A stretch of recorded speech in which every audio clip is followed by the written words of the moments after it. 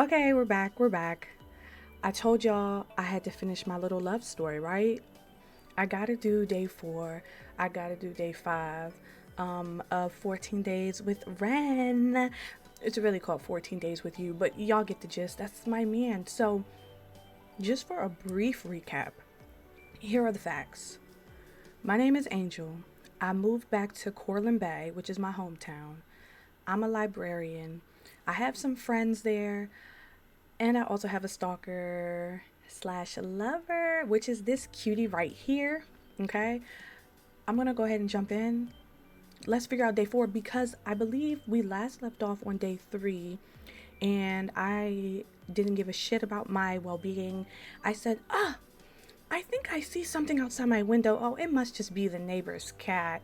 And then I went to bed. Oh, I was so blown. I was so blown with Angel. But anyway, I believe day 4 we are going on a little double date to the aquarium. Cute. My dream date, right? So let's go ahead and check this out. It says rainbow bandages, a red tunnel, blue eyes. That's all I can seem to recall from my dream as the blaring bzz, bzz, bzz of my alarm pulls me from my slumber. Almost groggily, I reach for my phone to turn it off and flop back into my bed. Sounds about right. Curious, I glance at the screen to check the time, only to get blinded by the brightness of my wallpaper. Ugh. Wincing at the bright screen that practically flashbangs me, I crack open one eye to read the numbers on the screen. 9:05 a.m. So it wasn't too early then. I still had plenty of time to get ready for the day and possibly make some waffles for breakfast. She is me. I am her. Waffles? Over pancakes, any day. The batter would expire soon anyway, and I didn't really feel like visiting the bakery this morning. With that plan in mind, I let out a sleepy groan and roll out of bed. Muscle memory kicks in, and my immediate reaction is to open the blinds for some much needed sunshine. But when I glance at my windows, they were already pulled back. Y'all, on day 3, I swear to God, on day 3, I ended with me coming back home to my apartment. My windows were open. I said, "Oh, I don't remember my windows being open." And then I just played it off as if it was nothing, as if I was crazy. And that's how she keeps playing. Like, she don't care. She be blowing me. Sunlight had been pouring into my room for who knows how long, and I didn't even notice. No, you never notice anything. And when did I open them? I swear I closed the blinds last night. Did you? In fact, I was confident I did because there was no way I'd be getting any sleep after finding out a potential stalker was creeping outside my window. But that's not what you said at the end of day 3. Don't tell me someone broke in again. I try not to focus on the twang of dread slowly building up inside the pit of my stomach. I wasn't about to get worked up again, and so early in the morning too. This is not what I needed to start my day with. Now she cares. On day 4, she cares, y'all. Deciding to not dwell on it, for now, I stand up and gradually work out the kinks in my body. No way was I going to let this ruin the outing I had planned with Tio, Eleanor, and Leon. Double date? Oh yeah, I almost forgot. We were supposed to go to the aquarium today. With that in mind, I make a mental note to dress appropriately as I walk over to my closet. Absent-mindedly. Oh, how could I forget that word? I run my fingers across some of my clothes before pulling something professional from the rack. To go to the aquarium? My usual style has never let me down before, so I decide to stick with the theme and wear something similar. I pick out a few more matching pieces and accessories before giving them all a cursory glance. Feeling satisfied with the items I chose, I nod in approval before heading to the bathroom to change. So what exactly did I choose? Because why did you say something professional? Or am I going to work first? I doubt the hot water would work this early in the morning, so having a nice refreshing shower was definitely out of the question. Well, not that it really mattered. I still needed to buy some more shampoo anyway. And, oh, strange.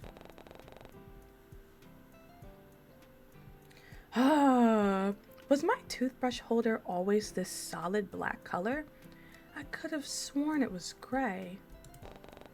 Picking it up from the shelf, I give it a once-over. The Haruko print was still there, yet it somehow felt heavier in my hands. But then again, I don't exactly go around meticulously measuring how heavy the items are in the first place. Geez, today was seriously a day of overthinking, huh? Well, whatever. Putting the holder back on the shelf, I focus my attention back on the reflection of myself in the mirror and give an appreciative nod. The outfit I chose looks perfect. I want to see the outfit, and I'm not going to, but I would like to see it. And once I put everything on, all I have left to decide on is how I should style my hair. Absent-mindedly, brushing a hand through my long black hair, I try to come up with something that'll look good. An idea comes to mind and I immediately set to work. Absent-mindedly. An hour flies by and I've somehow managed to get dressed, style my hair, and finish breakfast in record time. With nothing else left to do, I decide I might as well kill time in my entryway by picking out which shoes to wear. But just as I stop in front of the shoe rack, something near the front door catches my eye. Oh my god, let me guess. Something moved. Something looks different. Something that wasn't there before is now there. Let's see. Which one is it? A letter. Odd. My door doesn't have a letterbox, so I usually have to visit the front desk to collect my mail. That is, if Violet doesn't bring it up for me. So what was this doing here? So option C, something that wasn't there before is now there. Curiosity gets the better of me, and I find myself scooping up the letter and opening it. Inside was nothing more than a folded note written in red ink, and... was that a lock of brown hair? Girl, what? Yeah, no, for real. What? Did this belong to Leon? A chill runs down my spine once I realize exactly... Yeah, her heartbeats is getting me. Whoa, I hesitantly scanned the rest of the note for answers. It simply read, I think he might need a new lock as well, don't you think? And don't bother warning him about this. I'll know. Oh no, what? Let's keep this between us, alright? It'll be our little secret. What the hell? Was this somehow tied to that loser who broke into my apartment a few days ago, or was it someone else entirely? Though admittedly, whoever wrote this stalker, or whoever this stalker was, wow, this got me. That got me. Oh my. Though admittedly, whoever the stalker was, they were honestly doing a pretty bad job at making their intentions clear. I mean, what exactly were they trying to accomplish by doing this? No, seriously, like, what? So they broke into Ren. We all know it's Ren, by the way, y'all. Like, this is not like a, oh, who done it? Like, it's Ren, okay? But you broke into Leon's apartment, took a clip of his hair, and then gave it to me. But see, I don't know it's Ren. My character doesn't realize. Did they want me to stay away from Leon as well, or just keep silent? What did they want to get out of blackmailing me like this? And why target Leon specifically? None of this made any sense. And now that I give it more thought, I wasn't sure what they wanted from me either. Why go through all this trouble in the first place? It wasn't like I was doing anything wrong. Maybe moving back to the Bay wasn't a good idea after all. I mean, I left the hardships and turmoil of the city behind for a reason. I wanted fresh air, new faces, and a more easygoing lifestyle, things I'd never get in the city. And now it seems like history is only repeating itself once more. Though, I could live a peaceful life here with my new job and friends, or I thought I could live a peaceful life here with my new job and friends, and now I've somehow found myself in more trouble than I could ever ask for. Yeah, girl, you got you got a stalker. You got a stalker. And what's worse is that after denying my own paranoia for so long, this was all it took to convince me that my potential intruder was really real. Oh, wow. After all, crap, maybe Violet was right. She stresses me out real bad, y'all. I remember brushing off her concerns because the idea of a stalker seemed so far-fetched to me, especially given Corlin Bay's innocuous reputation. But now, admittedly, a big part of me wanted to see if Violet was still home, but another part kept me rooted in place. Would it be safe? What if the intruder was still lurking outside? Whoop. Suddenly, my phone goes off and scares the living daylights out of me, so much so that I end up dropping it on the hardwood floor and clambering to pick it up, back up in a panic. Crap, crap, crap. With shaking hands, I forgo, looking for any dents and cracks in the screen as I try to discern the reason for the noise instead.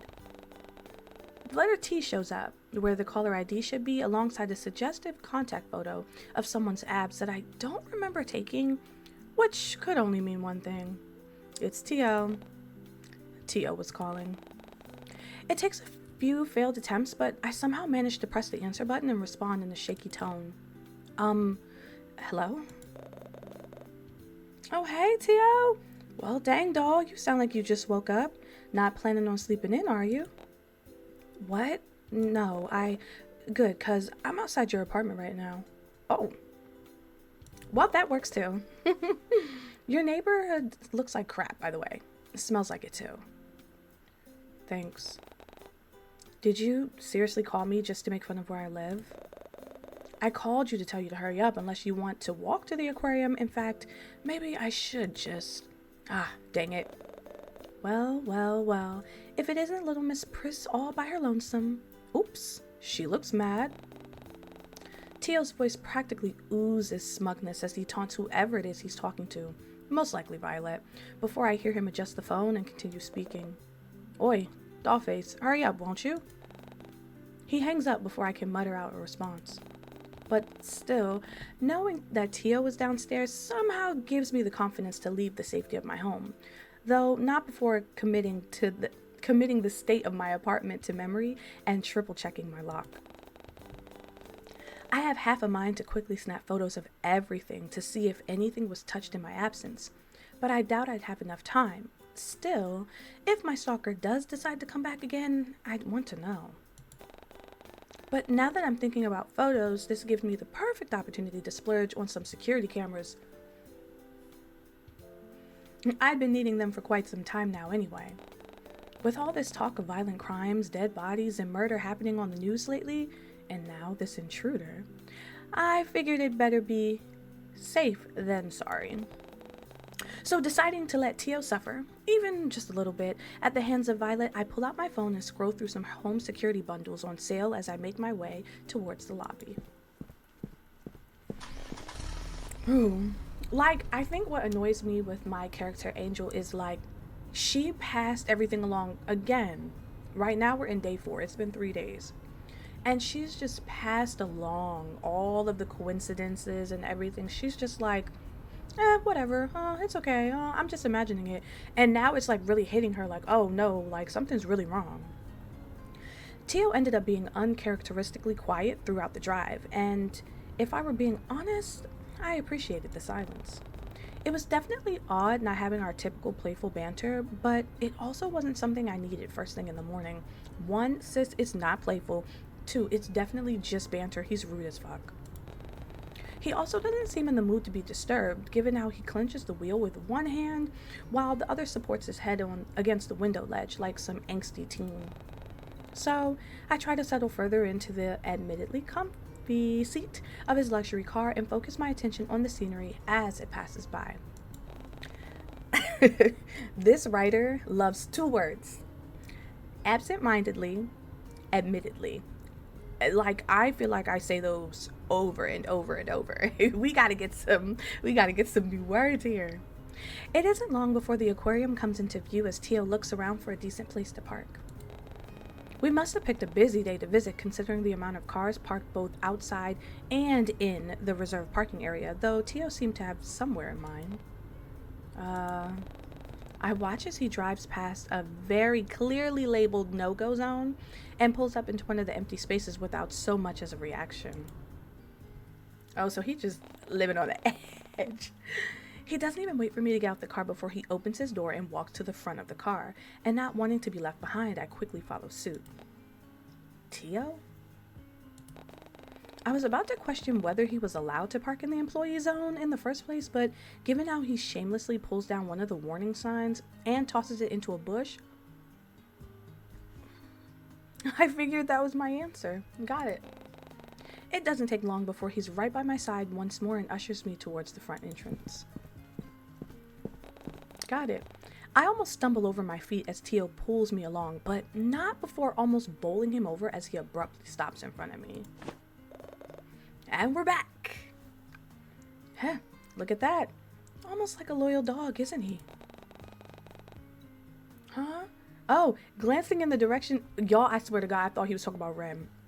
Glancing in the direction he was pointing, I see Leon sitting on one of the benches as he... Y'all thought I was joking. As he absent-mindedly watches people go by. I might actually just stop saying the word. I might just skip the word altogether. And once he catches sight of us, he immediately leaps to his feet and rushes over with a wave and a warm smile. It's a good thing he doesn't bite.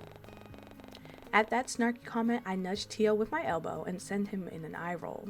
I doubt he takes any notice of it though, since Leon's arrival takes up all of our attention. Hey, boo. Hey. Hey, yo. You look good, Sunfish.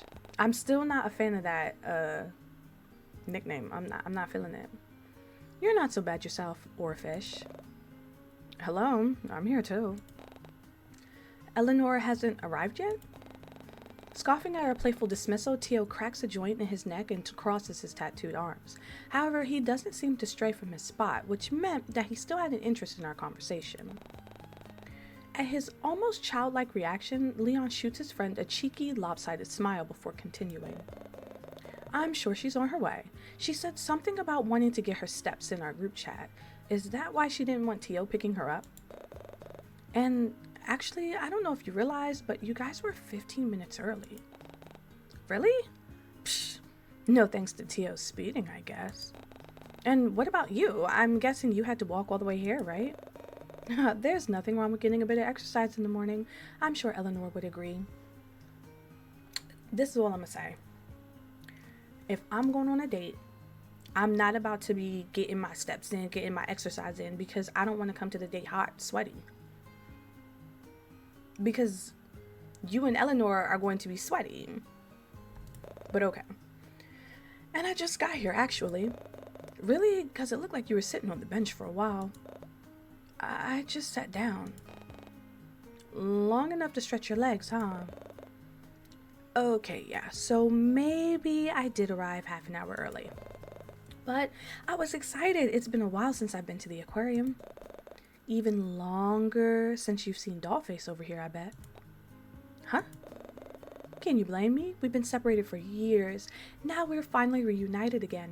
It must be fate. So, while I love me some Ren, I also do love me a little bit of Leon. I don't like the nicknames, but childhood friends, like, we could make something shake.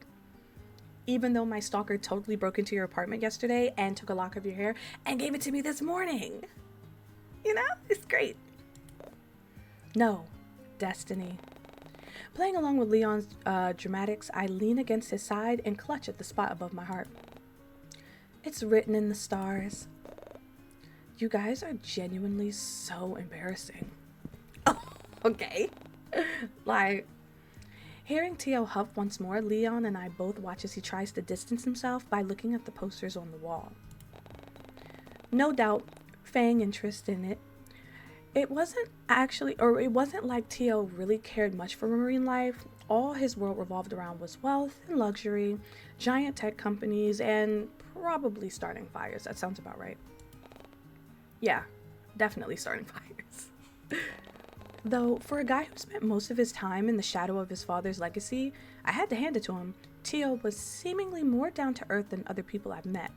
You think so? Because I think he's like an asshole. He didn't have to spend time with us, but he did. And as much as he'd often joke about not wanting to affiliate himself with people outside his tax bracket, Tio sure seemed to like hanging out with Jay, Leon, and me. I wondered, Does he ever feel lonely? I feel like we care too much about a character that probably doesn't give a shit about us. I'm not gonna lie. Before my thoughts can delve any further, I feel a gentle nudge at my side. Looking to my left, I see Leon peering at me with a curious expression. You know, I'm really glad you came, but I'm also honestly surprised you agreed to this. Surprise? What do you mean? Well, you know, is Ren okay with this? Dun dun dun. Ren? The guy we met at the pier the other day. He said something about being your boyfriend. Oh, right, my boyfriend. Ren isn't my boyfriend. I don't know because... Okay, listen. If I choose... Like, he could be listening. Like, y'all, deadass, I'm scared. But I want to be honest with Leon and say, like, Ren isn't my boyfriend. Because he isn't my boyfriend right now, but I know Ren's listening. He's probably, like, in the bushes somewhere. Oh, yeah, I still needed to talk to Ren about that and clear up any potential misunderstandings with anyone, or with everyone, and Leon definitely seems like a good place to start. But before I can get a word in to explain, he beats me to it. He's not? Then what was all of that about the other day? He sure looked all cozied up with you at the pier. I'm sure Ren only said that to get Tio off my back. He didn't really mean it. And I've been meaning to talk to him about that for a while now, actually. I see. Besides, I only agreed to this outing because Eleanor genuinely seemed like she wanted to go. I also really like the aquarium, so I was gonna go. And it's not like this is a date anyway, so... Hey, don't sweat it, Angel, and no need to explain yourself either. I get what you're saying. I'm sure everything... Leon cuts himself off when he notices something behind me, and when I turn around to look, I see Eleanor running, so she hot and sweaty. Running up to the group with a flushed expression on her face exactly. But as she draws near, she clumsily trips on a stray piece of cobble and tumbles forward. So now she's clumsy and dirt on her face because she wanted to be extra. Got it. Yeah, I bet. Oh, Jesus Christ. We all bumped into each other. Without thinking, I lurch forward to close the gap between us, but Tio's muscular arm beats me to it. Almost effortlessly, he reaches out to catch her. Almost like those cliche romance movies, except not at all, because Tio was allergic to anything romantic. A fact that emphasized by the look of pure disdain on his face as he pulls my coworker to her feet. Eleanor seems to be blissfully enjoying every moment of it though, seeing as she practically clutches onto his bicep while looking up with wide sparkling eyes. In fact, I doubt she was even aware of our presence with how she stays rooted in Tio's awkward embrace. Looks like she really fell for him, huh? Ha ha ha ha. Leon, you are so funny. You're just as bad as Jay with those puns. He's rubbing off on me. Come on, let's go see if she's okay. We were all right there. We were all next to each other. As it turns out, Eleanor really was okay, being cradled inside the arms of Tio. But the moment only lasts until Leon and I rejoin the group with a knowing smile on our faces. Tio aptly chooses not to say anything, and out of solidarity or perhaps future blackmail, neither do we. And soon enough, we all found ourselves outside, or not outside, waiting in line to buy admission tickets. We're finally inside! Eleanor happily takes photos of us while Tio scrolls through his phone, and Leon stands beside me looking at all the colorful fish in the small tanks. This is all rather exciting, don't you think? Really, it's just fish. He's so lame. Oh, hey, come on, mate. Show a bit of enthusiasm, yeah? If you love him that much, wait till you find out what's at the beach.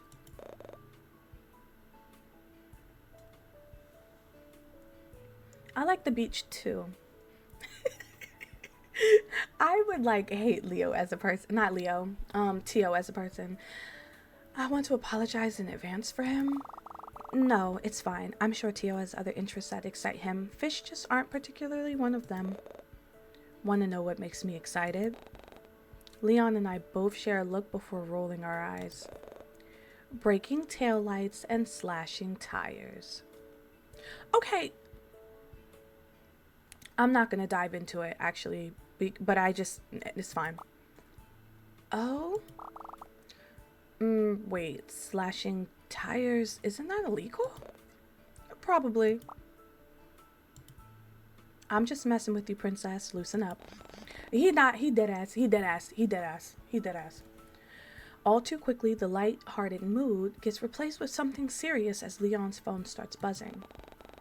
Recognition flashes across my childhood friend's face as he looks at the screen, before he awkwardly scratches at the back of his neck and points towards the entrance with his thumb. Sorry guys, give me a sec. What if Ren got his number and like sent him a crazy message? Y'all, I'm scared. Without waiting for a response, Leon makes a beeline for the front door. After a few seconds, I see his figure emerge from outside the large windows, pacing back and forth on the sidewalk as he talks to someone on the phone. Judging by the solemn expression on his face, I can only guess that the call isn't a good one. I sure hope everything's alright. Too caught up in Leon's shift in demeanor, I barely notice how Eleanor's hand gently brushes Tio, and I forward so they can speak to the clerk at the front desk. Broad, tattooed shoulders now block my view from the window, which causes me to shift my attention back to the present. But Tio doesn't seem to notice my lack of focus, or perhaps he just doesn't care as he pulls out a black card from his wallet, okay, and leans over to hand it to me, or to hand it to the woman behind the counter. He could have gone without the nonchalant, smug look on his face, but I wasn't about to say anything when he was literally about to pay for my admission fee. Keep it closed, sis, keep it closed. But before I could begrudgingly thank him, Eleanor's excited voice cuts me off. Do you suppose there will be shows today as well? I saw some advertised outside. Oh, yeah, I wasn't paying much attention to them. I hope there'll be more penguins. Perhaps Leon would enjoy them. What about me? You? I don't suppose you like sharks. I can hear the clerk chime in with information on the latest hotspots and what shows are playing, but I shut it all out when I noticed Leon standing idly near the doorway, still sporting that concerned look on his face. Without missing a beat, I make my way over to his side and spare him an empathetic glance. I'm really sorry about all that, Angel, but something's come up all involving my mom at the hospital. Oh, okay. Oh no, is everything okay? Yeah, nah, Mom's fine, but it's just some important paperwork I need to fill out on her behalf, you know. Dad is still working abroad and all. I'm so sorry. Oh, I'm getting ditched. I'm getting ditched on my double date, and now I'm just gonna be a third wheel. I'm so sorry, but I really gotta go. I'll try to come back as soon as I'm... Hey, don't sweat it, Leon. Focus on your mother first. I don't miss the way his entire demeanor softens at my concern. Leon looks as though he wants to say something serious, but holds himself back at the very last second. As if to compensate, I end up filling the silence instead. I'm sure I can survive third-wheeling Tio and Eleanor's date alone. Jeez, I really owe you one. Actually, you know what? Here. Before I can refuse, Leon shoves a stack of small bills into my palm. Why would I refuse? What do you mean? And closes his hand around it. Hey, you don't have to. Besides, Tio already paid for everything just now. Nah, I won't be hearing anything from you. If you won't accept it, then spend it all on something for me instead, yeah? Go to town in the souvenir shop. See if they have any sunfish merch in there. Alright, thank you, Leon. No worries, doll. Ooh, I hate that. Darl. But I really gotta go now, though. I'll tell Mom you said hi. Leon turns on his heel before I have the chance to respond, so he completely misses me waving him off. In his rush, he almost knocks someone over, but he quickly helps them regain their footing and apologizes before speeding off once more. My date! My date! Man, I sure hope everything's okay with his mother. But before I can dwell on it any longer, the sweet melody of Eleanor's laughter pulls me from my thoughts, and I turn back towards the group. It's just us. The gang's all here. I notice that Tio and Eleanor are now standing by the entrance, which also happened to double as a massive underwater tunnel, all while pointing to a school of fish swimming over their heads. When Eleanor notices my presence, she happily waves me over before her attention shifts towards the door behind me, no doubt expecting to see Leon walk back in and join us. It made sense considering how they missed his departure, but she snaps out of her curious daze the moment Tio brushes a hand against her back to move her out of the way of a family passing by. But what truly shocks me is that he doesn't seem to move his hand. Instead, Tio leaves it there as he steps closer and blocks my coworker from my view. Oh, we're getting cutesy, huh? We're getting cutesy. He meets my gaze with an intense, unreadable expression, and I can't help but look away. What was that all about? Girl, you already know. They feeling each other. Okay. I'm not finna cock block. It's fine. Suddenly, the moment felt too personal for my liking, almost as if I shouldn't be looking at something so intimate. Life of a third wheel, girl, life of a third wheel. Turning away, I decided to channel my interest into picking out a roadmap for the brochure, from the brochure stand instead. If Tio and Eleanor were planning on getting cozy with each other, I needed to plan my escape route. But before I move away, I noticed a lone aquarium tank off to the side. Oh. It was far enough from the eyes of the people still waiting in the queue, but still close enough to the entrance to entice any passersby to come in and take a look. Inside were countless amounts of colorful fish, coral, and other sea crustaceans, and I couldn't help but look in awe of some of the bright marine life as they float about in the water. I like this scenery. I'm kind of distracted. If only Leon could join us. I could almost hear his laughter at some of the sunfish-like creatures that swim by. What is a sunfish? He's been calling me that since, I think day one. What is a sunfish? Keeping the rest of the group in sight, I stray slightly to the right for a better vantage point. A group of neon tetrafish zip past and my eyes follow them as they swim around. They easily stand out against the bright orange and green corals, and especially the pink and blue. Wait, pink and blue. Oh! Whoa! Sir, what you doing here? Y'all, meet the love/stalker of my life. It says, peering closer to the glass, I catch sight of a familiar face on the other side of the tank. Ren doesn't seem to notice me yet, seemingly far too entranced by the brightly colored creatures as they swim by. His soft eyes follow some of the smaller fish as they dart across the tank before swapping over to the group of guppies swimming past. I want him to go back to that look with the, where he had his hair pulled back in the mask. And y'all, I swear I saw it. I looked closer. He has a tattooed heart right here that says Angel.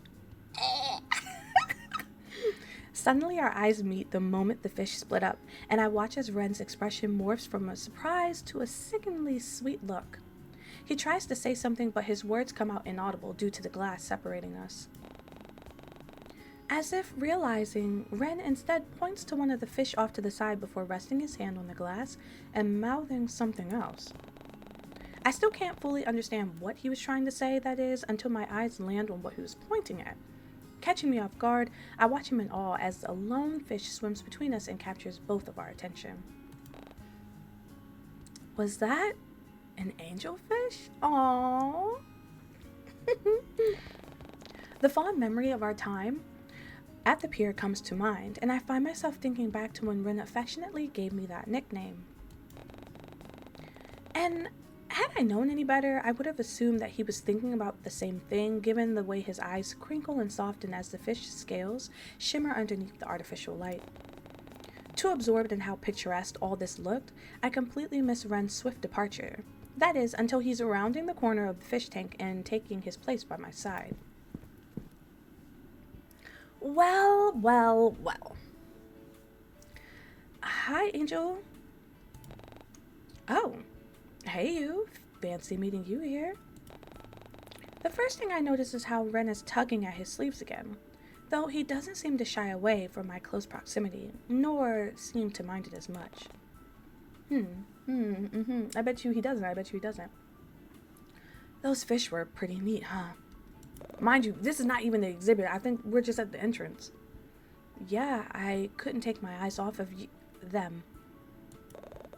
Hey, did you spot the angelfish swimming by? Oh. Okay.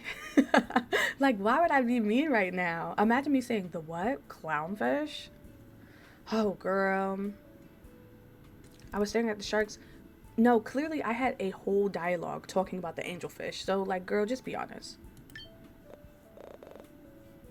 It was, huh? I couldn't stop looking as well. Yeah, I didn't even know they could be that color. Actually, this might sound cheesy, but after you mentioned the angelfish, it reminded me of our date by the pier. Remember? How could I forget? It's one of my most treasured memories. Top 3, in fact. Oh. Not wanting to let this opportunity pass, I decide to tease Ren a bit. Psh, oh, please. Top 3? Don't laugh. If you get to be cheesy, why can't I? Well, in that case, if you get to give me a cheesy nickname like Angelfish, why can't I? Wait, you want to give me a nickname? Come on, it's only fair. Though, to be honest, I don't really know any pink-colored fish. Dang it. Oh, yeah, that's too bad. Hey, don't think you can get away that easily, Buttercup. Buttercup is not the nickname that I would have used. I'll think of something better eventually. Eventually? Eventually. At that, Ren lets out a puff of laughter before returning his attention to the tank once more. He doesn't seem to stray from my side, though, and it's then that I realize, what was he doing at the aquarium in the first place?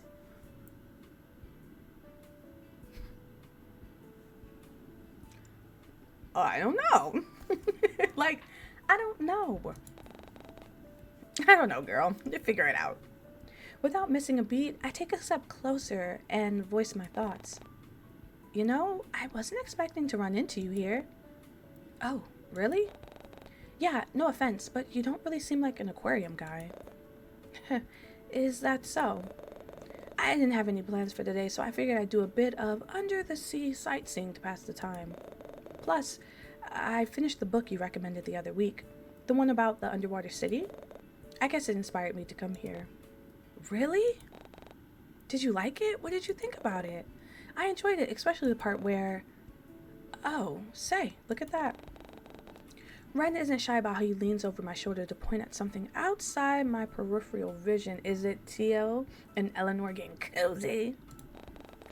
I follow his finger in between the driftwood and coral. Uh-huh. I spot Eleanor and Tio standing awfully close together. I don't miss the way Tio sizes up Ren, even from a distance, before he tears his gaze away from us with an inaudible scoff. He do not like my man. Tio do not like my man. A surprised sound escapes the back of my throat as I watch Tio unabashedly run a hand down my coworker's side. Ah! But what truly shocks me is the way Eleanor boldly grabs his arm and loops her hand around it, because she eating it up. I think Eleanor is in his tax bracket, though, I'm not gonna lie. Because remember, her sister was coming in with all this designer. No way. That's, wow. I honestly didn't know she had it in her. And while her confidence shocked me, it also sparked a bout of curiosity inside me as well. Even though we all established that this wasn't an actual date, Eleanor still wanted to treat it like, well, duh. Like, are we, okay, whatever. Don't piss me off. But now that I really think about it, isn't this similar to the date I shared with Ren at the pier as well? Next thing I know, I find my mind wandering to all the times I held Ren's hand as we walk along the boardwalk. And right now, it looked too tempting with how it was casually resting against the glass. I could easily fit the palm of my hand in his, and I'm sure he wouldn't mind in the slightest if we were to reach out right now, or if I were to reach out right now and... No. Come on, Angel. What were you thinking? Girl, go ahead. I haven't been able to make a lot of choices so far. I want to make more choices, please. Okay. Although, come to think of it, wasn't I the one who initiated most of the hand-holding during the moments we spent together? Was it me? Maybe he'd be okay with it after all. Should I? Do I get to make a choice? Let's do this. Hold Ren's hand. Before I can talk myself out of it, I reach out and slip my fingers between Ren's palm and the glass of the tank. His skin feels uncharacteristically coarse and rough against my own because he was breaking into people's houses, okay? But before I can question it, I brush against something cold and metallic instead. Daring a curious peek, I look down and notice a golden ring on one of his fingers. In fact, it appeared to look vaguely similar to the one around his neck, but as soon as I open my mouth to ask, Ren casually slips his finger between my own to intertwine them.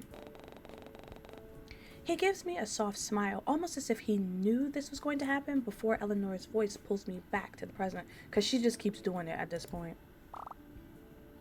Angel, there you are. Why didn't you say anything earlier, Tio? Where'd Pretty Boy run off to? Princess over here said he had to leave earlier? And dang, if it isn't Buttercup. It's Ren, actually. Ren be so mad talking to him. Not this again. Before the two can have a chance to butt heads, I carefully step in and interrupt. Something came up at the hospital, so Leon had to go. Oh dear, I hope everything's okay. He assured me that everything's fine, so I wouldn't stress too much about it. I watch as Eleanor shuffles her feet in contemplation before noticing the item still grasped carefully in her hands. That's a relief, but... Oh, what do you suppose we should do with this ticket then? Shall I ask for a refund? It's fine. That's like loose change to me. I'll take it back in 45 seconds. I'll make it back in 45 seconds. Still, we shouldn't let it go to waste. Oh, I know. Eleanor's expression shifts from revelation to something more cheeky as she turns to me with a small, knowing grin. She leans close enough to whisper, but doesn't seem all that quiet about it. Here, why don't you give the ticket to your lover boy? He didn't have a ticket already? So he's just standing there. No ticket? Lover boy? You've got to be joking. Should I tell you all about how our lovely Angel has a secret admirer and how he often rents out the books from the library? Eleanor. Girl, she see Tio and she start... Girl, shut up. Shut up. Dang. Oh my God. I feel like I'm missing some context here. Almost hastily, I snatch the ticket from Eleanor's hand and usher Ren inside the tunnel away from my gossipy coworker and Tio's smug grin. Like she just run her mouth, golly. I hardly notice the time passing with all the fun I'm having, and before I know it, almost 2 hours go by in a blur. I'd initially been so fixated on being a third wheel that I completely forgot about the exciting things people could do at the aquarium. Eleanor seemed all too happy to snap pictures of everything ranging from Ren and I, petting some stingrays, Tio getting splashed by a seal, and all the giant sea creatures that swim around in the overhead tanks. By the time I noticed my feet starting to hurt, we had all made it to the small food court conveniently placed at the end of the main attractions. Eleanor used this as an opportunity to use the restroom while Tia wandered off to who knows where, so Ren and I were left to look for a place for us all to sit down and rest. But we didn't get far before the light sounds of footsteps drew closer once more. Oh, dang. Golly. Angel, Ren, there you are. Sorry for the wait, excuse me. I ran into Tio earlier while he was talking to one of the tour guides. He's a friend, and I wanted to talk to him. You don't need to wait for me. Oh? But you said you were lost and needed help with something urgent. Aw, come on, princess. No need to act coy. Surely people say the same thing to you at the library, right? Well, yes, I suppose they do, but I don't see what that has to do with me waiting for you. She'd be trying to be nice. We already warned her that Tio's a jerk. She don't care. Or acting coy, for that matter. You're adorable when you're clueless. Anyway, are either of you hungry yet? It's past noon and I'm worried Tio won't put his pride aside and admit that he's hungry. Excuse me? Oh, am I wrong? I could have sworn I heard your stomach growling earlier. Shh. Now who's acting coy? First of all, when did they reunite without me noticing? And secondly, was Tio embarrassed? There was no way I was going to let this opportunity pass. Aw, is the big baby hungry? Didn't eat breakfast this morning, did you? Now, why did I open my big mouth and just jump in when I know he finna flame my ass? Here we go. And there we go. I did. Unlike you, I can afford to eat whenever I want. Though it came out blunt and harsh, I knew Tio was only joking. I didn't feel like a joke to me. Then why don't I go and get us all something to eat? Any preferences, allergies I should be made aware of? She's the mom of the group. Aw, why do you care, princess? You're plotting to kill me or something?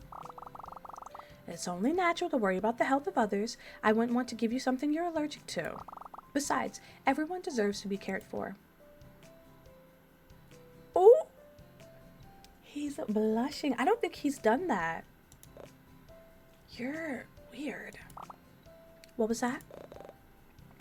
I said wasabi. I'm allergic to wasabi. Wasabi, huh? Oh, he finna kill him. That was it. Y'all, that was it. I see. And what about you lot? Any preferences? Do you think they have any croissants? I've been having a really bad craving for it recently. Then, in that case, I'll have a... Before I can voice my preferences, Tio cuts me off by pulling out his wallet and handing it to my coworker, Eleanor. Eleanor takes it from him without complaint, but peers it with a curious look and a slight tilt of her head. Get whatever. I need to have a word with Dollface over here. But I didn't even say what I wanted to eat. I don't get the chance to fully respond. Like, I'm annoyed right now. Before Tio directs me towards the opening of the food court, but I barely get 3 steps away before I feel a gentle tug at my sleeve. Curious, I glance back only to find Ren spouting a pout with his soft features. Relax, Buttercup. You'll get her back in one piece. Now that I think about it, it was kind of out of the blue for Tio to be acting like this. I mean, since when did he ever want to talk about something serious? He likes Eleanor. With that revelation in mind, I offer Ren a reassuring look and give his arm a comforting squeeze. I'm sure it'll only be a few minutes. Oh. His eyes flicker between me and Tio a few times before it lands on my hand still resting on his arm, and he lets out an inaudible sigh. Okay, I'll wait for you here. No, stay where Princess can see you unless you want her to freak out and think we ditched. Her name is Eleanor, you know. Oh, amazing. Whatever, come on, let's go. Without another word, Tio nudges me in the right direction, leaving Ren all alone and confused. So this is either going to be about Eleanor, or he's going to be like, bro, I'm not feeling this, man. Which one y'all think? I think it might be about Eleanor. Ooh. Following closely behind, Tio leads me to a quiet corner near the food court before turning around and boxing me in with his large arms. He casually leans his weight to one side before finally speaking. Hey, so I've got this fun idea. Seriously, I thought you wanted to talk about something urgent. Dang, could you be a little less loud about it? As a matter of fact, yes, I do. No, you always say I've got an idea, and it turns out to be something illegal, like trespassing or vandalism. Isn't that the whole point of an idea?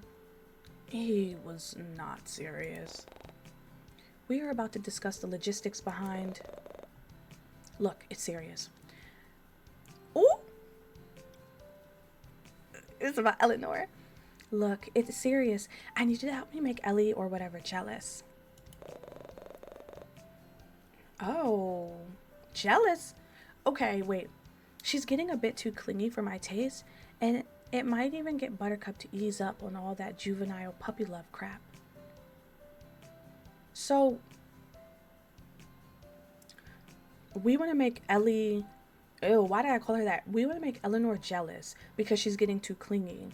But wouldn't you want to make her jealous if she wasn't being too clingy? Because then that would make her like want to be up on you, but you want her to get off of you. I'm confused at the logics. You seriously don't think he's being too clingy? He's practically glued himself to your side the entire day. What? Don't you think that's kind of a roundabout... Thank you! A roundabout idea? How would this even benefit? Trust me. This is for my own benefit, not yours. Little Miss Princess over there is treating me like I'm a dang child who needs to be supervised all the time. And I can't even tell if she's interested in me or not. Plus, you're not exactly... No, never mind.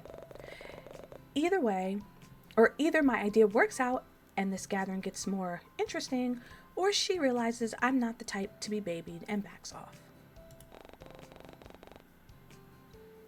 Why are we doing all this? While I had to jump through hoops and hurdles to understand it, Tio did have a point, but everything about his ideas still felt wrong.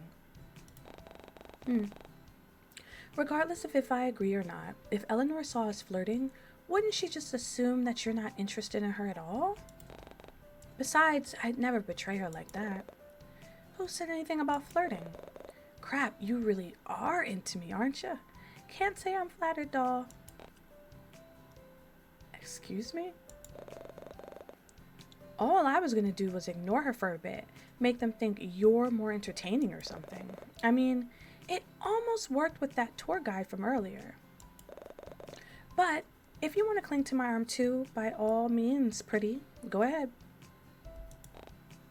You're so insufferable. He is. Like, I'm so tired of this character. And I'm embarrassed because, you know what? When he first popped up on the screen, I was like, oh, I need some of that. I don't. I didn't need none of that. I don't want none of that. So, is it a yes or a no? I still don't know what you want me to do exactly. Tio's gaze shifts to something behind me before a light ignites in his eyes, as he sends me a sly smirk. Just follow my lead. I barely have any time to process his words before Tio places a hand on the small of my back and pulls me closer to his side. I thought we weren't flirting. His voice is louder than usual, and it's then when I notice Eleanor and Ren slowly coming into view. See that storeroom over there? Looks like it's unlocked. Wanna go check it out? What are you? Come on, doll. You're really not interested in having a bit of fun? Loosen up a little. Help. Help me. Help me. All of a sudden, I feel my phone vibrate in my pocket, but just as I move to pull it out, Teal gives me a pointed look and I find myself stalling.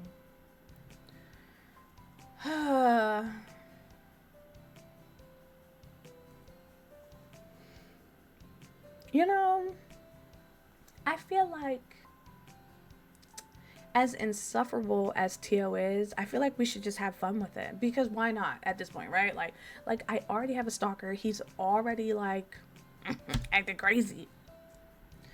Okay. Oh, but I don't want Eleanor to like hate me. The storeroom, like I thought you were gonna like do something else. Refuse and stay where I am. Wait for Eleanor to return.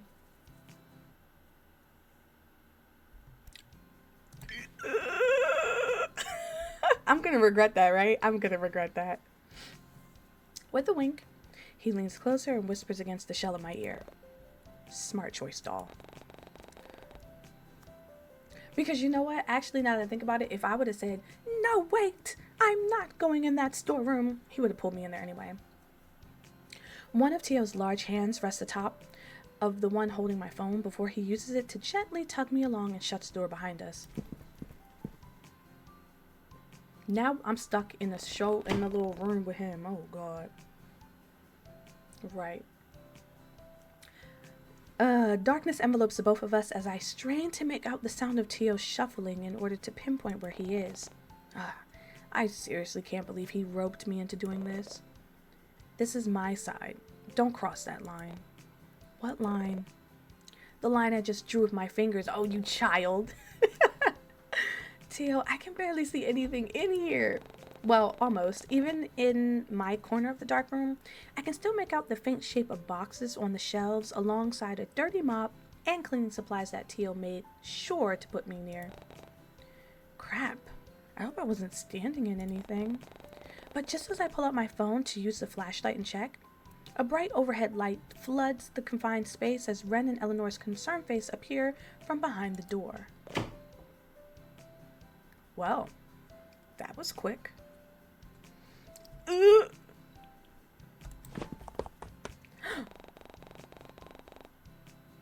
I'm about to get stabbed right here. Ren wastes no time in shoving past Tio to reach for me, only to take his place by my side and pull me to his chest.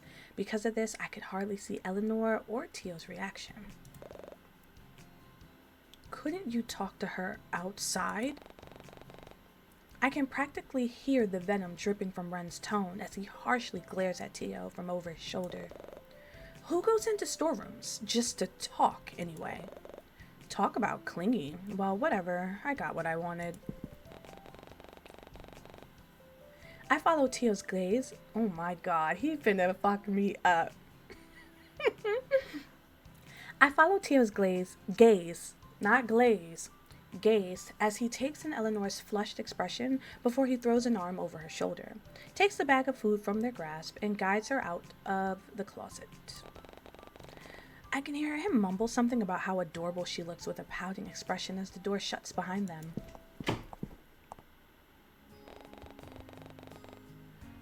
Oh, now I'm in the... Why am I back in the room? We wasn't gonna go get the food, or... Oh dear. Nothing but silence is left in their wake, and it's then that I notice that Ren is still in the closet with me, peering down with an unreadable expression. Did he hurt you? Do anything strange? No, Tio was just odd. I couldn't help but feel the need to explain myself. He just wanted a way to make Eleanor jealous, so he suggested going into this closet with him. I swear, nothing happened. Do you like him? What? Do you like Tio? Why else would you agree to... Right. You're right. You're right. I was just being funny. I'm sorry. Oh no, I'm so sorry.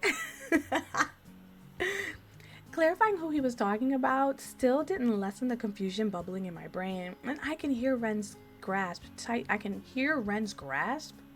You can hear it tighten around the shelf behind me as he tries to find the words to say. His breath comes out staggered now, and his gaze isn't any less intense. No, actually, I do like Tio. Girl, that's a nutty response. I think I like Eleanor more. I like you the most, Ren. I couldn't care less about Tio. I really couldn't care less about Tio. I literally couldn't at this point. A foreign emotion sparks within Ren's eyes before he closes them and rests his forehead against my own. Though his head soon drops into the crook of my neck instead as his hands remain against the shelf behind me, effortlessly caging me in, preventing me from running away. Right. There's something wrong with him. The thought of you and Tio together, Sorry. I need a second. He's so angry. Oh my god, he's so angry. Ren? He doesn't seem to respond. Instead, he simply stays rooted in place while his breath fans against my shoulder. I can almost hear the wooden shelf creak as his grip tightens before he pulls back with a determined glint in his eyes. As long as Tio didn't do anything to you, then... And if he did, I'd kill him.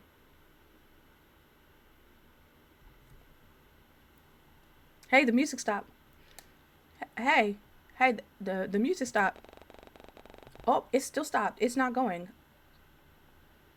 Hello? Hello? It was like the room got cold all of a sudden. There's an unsettling look. Hello? There's an unsettling look on Ren's face before it quickly morphs into his usual soft expression. Cue the music. Was I just imagining things?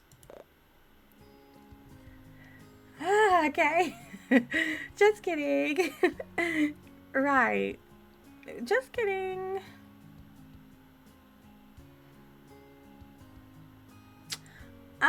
This isn't fun anymore. I'm scared. Something tells me he wasn't really joking around. Angel, are you okay? Was that really Ren just now?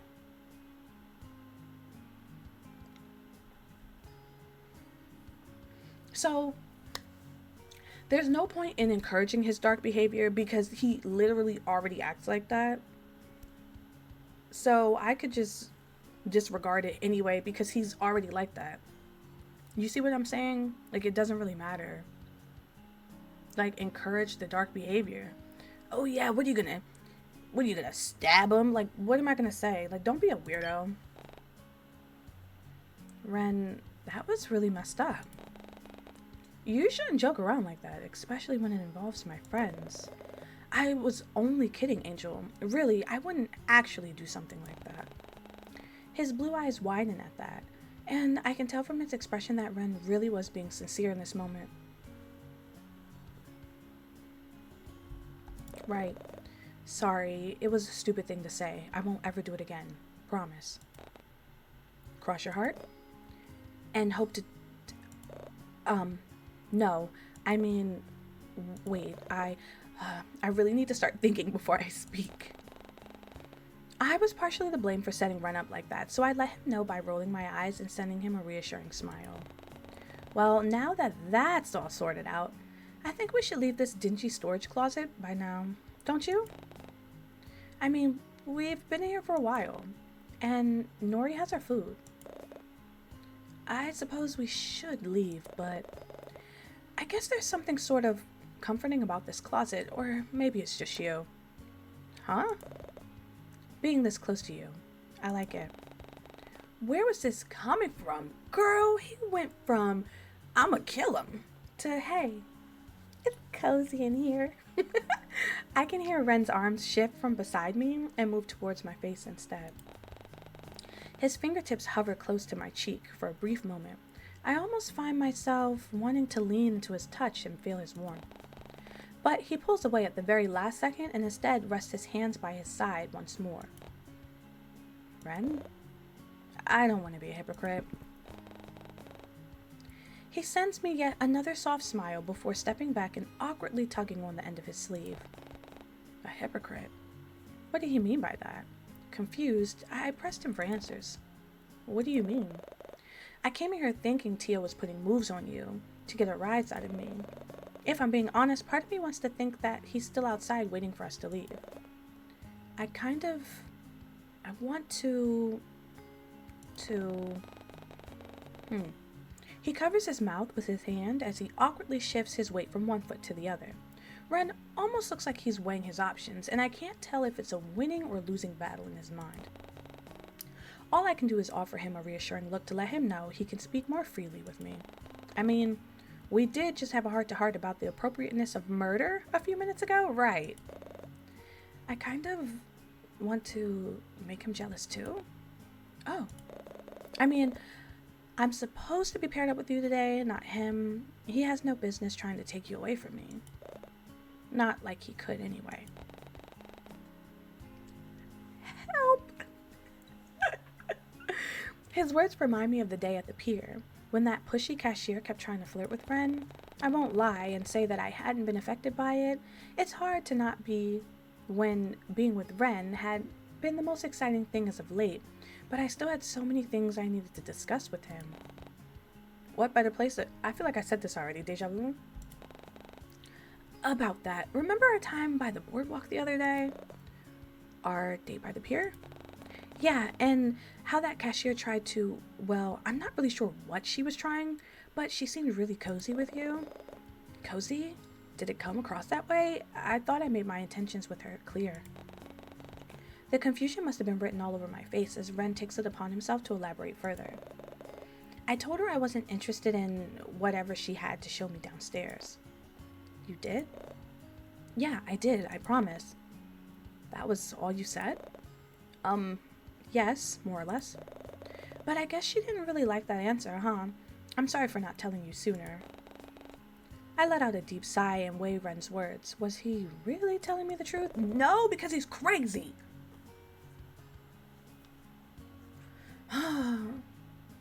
Girl, I swear, I'm not interested in her, Angel.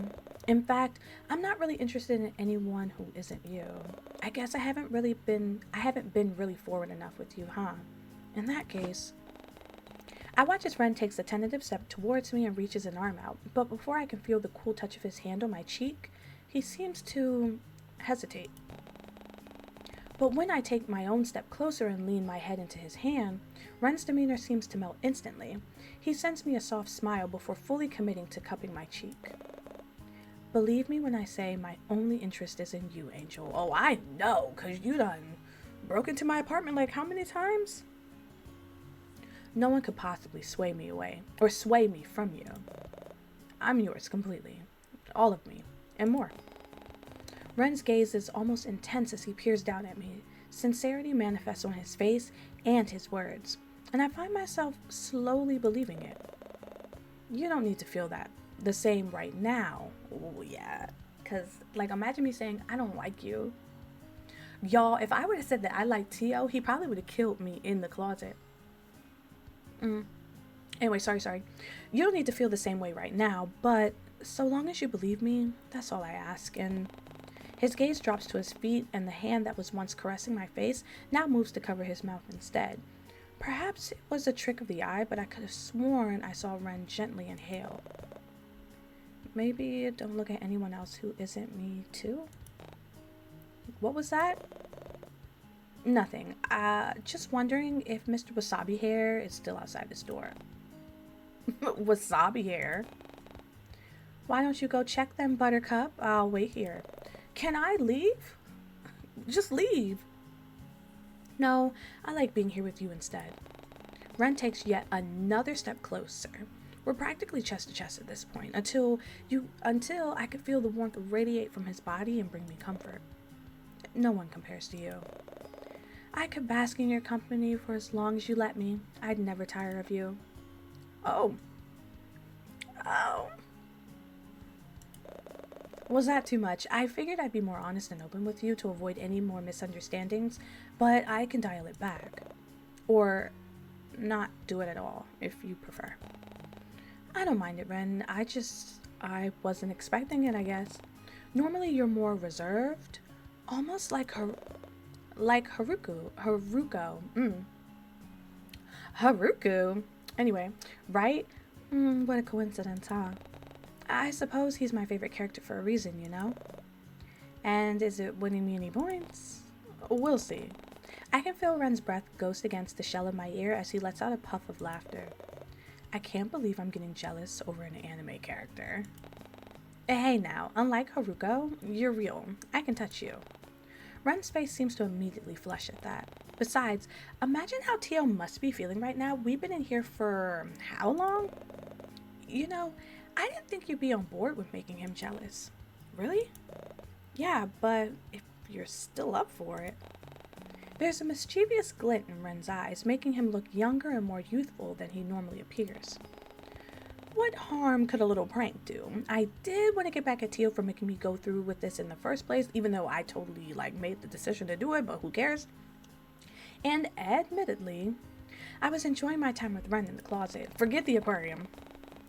Forget it. Oh my god. I wouldn't have had this much needed conversation anyway, or otherwise. Nor would I have gotten any clarity if I kept pondering over it endlessly. I'm tripping up over my words at this point. I just don't even know where today went. What was today? What was it? Anyway, with a lopsided smile of my own, I come to a decision time. Mind you, we're still in the closet. Let's stay. Let's have a party. Forget the aquarium. I didn't pay for it. I'm sure we could spend a few more minutes inside the closet. We could really sell it if you let me tussle your hair a bit. Only if you turn your jacket inside out too, though. Something tells me Tio would see right through it. Yeah, I guess he'd be all too familiar with this sort of thing, huh? Hey, have you heard? Deciding that if we were going to spend a little longer inside this closet, I might as well have fun with it. Without missing a beat, Ren leans closer to me and lowers his head so I can whisper into his ear. One time, Tio got caught fraternizing? I don't know that one. Fraternizing, that's what I'm going to go with the mayor's son at some club. Apparently, he left with the wrong tie and belt. Huh? Seriously? Yeah, it was all over the news. Wow, I must have missed it. I don't usually watch TV. Oh, and what do you do? I rent good books and chat up pretty librarians, of course. And do you normally chat them up in dark closets as well? Only one. So far. I'm hoping it'll stay that way. The smile Ren sends me somehow makes the closet feel so much brighter. We finally out this closet. Dang. Oh my god.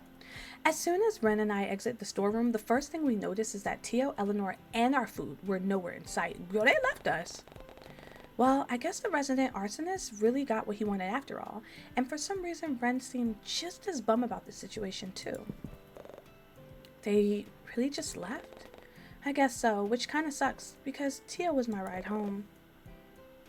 Oh, I can drop you off if you want. Or we could go to my place. It's not far. We still have some time to kill. All of those, sis. All of a sudden, the chilling thought of a potential stalker lurking about returns, and I, with the unsettling feeling in my stomach, to calm down. And I willed the unsettling feeling in my stomach. Okay, I did read. All right. Perhaps going home wouldn't be the best idea right now, especially if someone might still be waiting for me.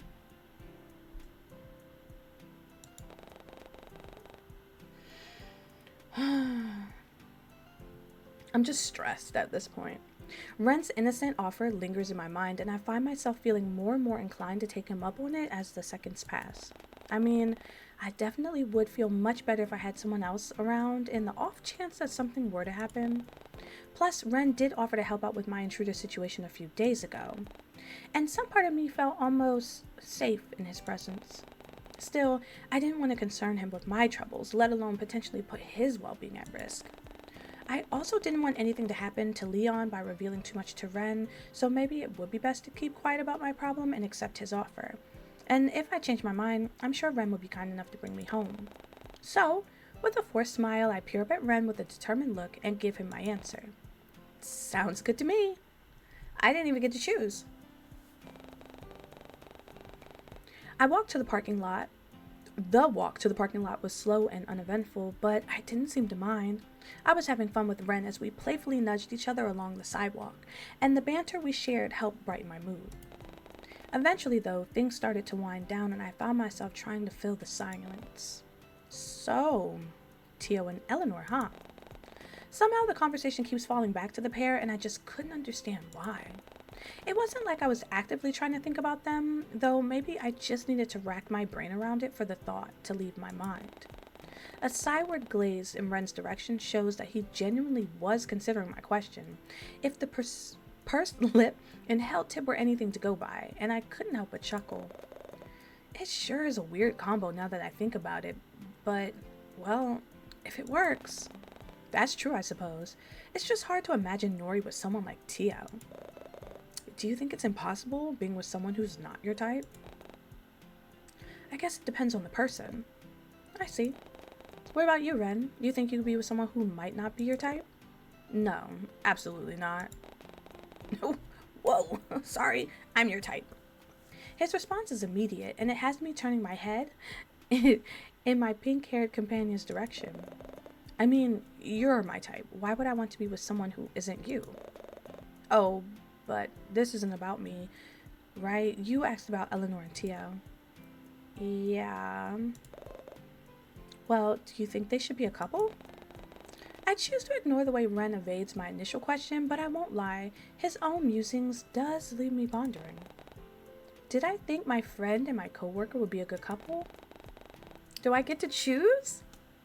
Hypothetically, of course, I was well aware of the fact that the Tio Alvarado, interesting name choice, would never settle down with anyone.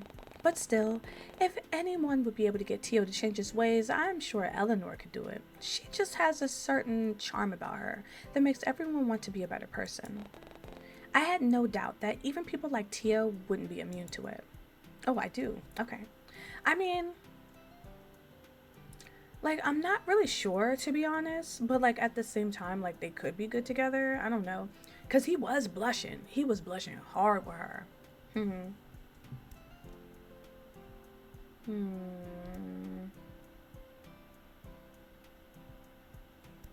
But, like, I'm also really not sure. I'm not really sure. Yeah, it's hard to tell with those two, isn't it? Maybe it's best if we leave it up to destiny. You know, you sound an awful like Leon.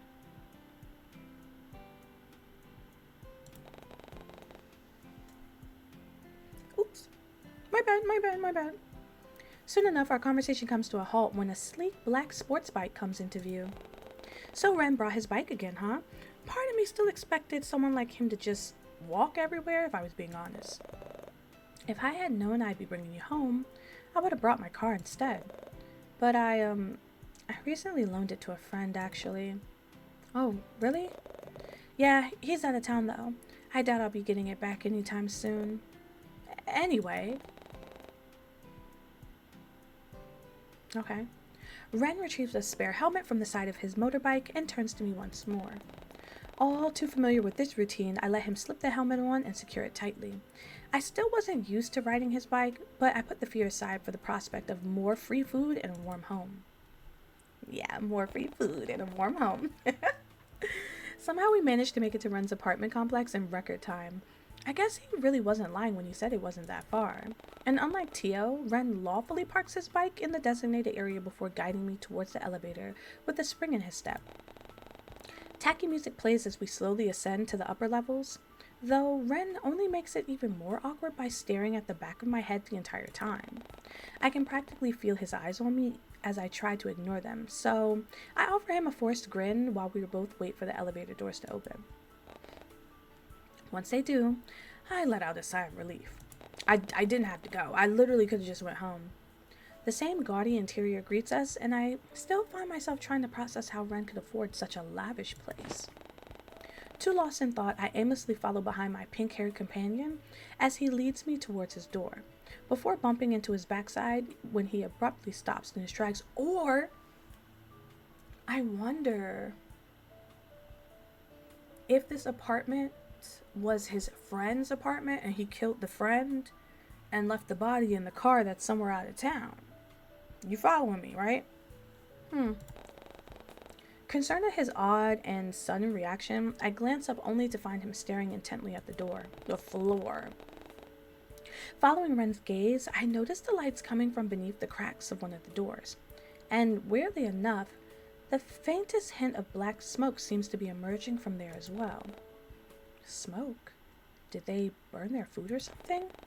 Confused, I look to Ren to see if he has any better ideas. Is there something wrong? Oh, no, I didn't realize someone had moved in. I thought I was the only one who lived on this floor. Not a fan of sharing, are we? Not particularly.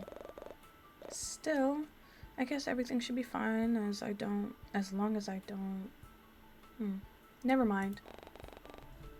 And before I can question it, because I question nothing, Ren continues walking until we arrive at our destination. Watching him dig through his pockets for his key card only reminds me to check my phone, but when I reach for it, I notice that my own pockets are empty. Oh no, a wave of realization hits me as the panic slowly starts to creep in. Oh shoot. In my flustered state, I barely notice Ren turning to me with a curious look on his face. I think I left my phone back at the aquarium. Are you sure? Yeah, I'm pretty sure I placed it on the shelf when Tio pulled me into that closet earlier. Ren seems to bristle at that. Hey, don't worry, I'll go back and get it. The aquarium should still be open anyway. I'm so sorry about this. Ren unlocks the door and gestures for me to go inside. Don't worry about it, Angel. Make yourself at home. I'll be back before you know it. Ren doesn't give me a chance to say goodbye before he's speeding off towards the direction of the elevator, leaving me to my own devices. I awkwardly step inside his apartment and take everything in. Am I actually gonna snoop? This is like a longer day. This is definitely a longer day. Everything looks the same as the last time I was here, down to the cold marble flooring and gaudy furniture scattered about the place. And although I didn't notice it last time, the mirror in this entryway looked very similar to mine. The only difference was that his was hung up correctly. Cute. Well, at least I know that what mine will look like once I put the effort to fix it. But until then, it's going to stay crookedly placed on my wall and forever taunt me. Saving that mental note for later, I recall my steps towards Ren's spacious lounge and take everything in. Yep, still the same grandiose furniture, sterile smell, and... Wait a second. Oh? Looking closer, it's then when I notice a large desk pressed against one of the corners in the room, tucked and hidden away from view. It didn't look brand new, though I don't recall looking in that spot the last time I was here either. The desk could have been here since the beginning for all I know. I can't help the twang of curiosity that hits me as I draw closer towards it. And with the desk now close enough to see, I can easily make out the shape of some kind of art station, as well as Ren's laptop still open on the side. Papers were scattered all over the rest of the table, and another tentative step closer brings its contents into view. Were they rough drafts for a webcomic? I had an inkling Ren would be into them, given his interest in AOG, but I had no idea he created a few of his own. One book in particular, however, piques my interest with its unique cover, though it might have just been the book lover in me. It was thick and worn out, yet it looked like it was well taken care of. I noticed some kind of strange marks or smudge marks, possibly red paint.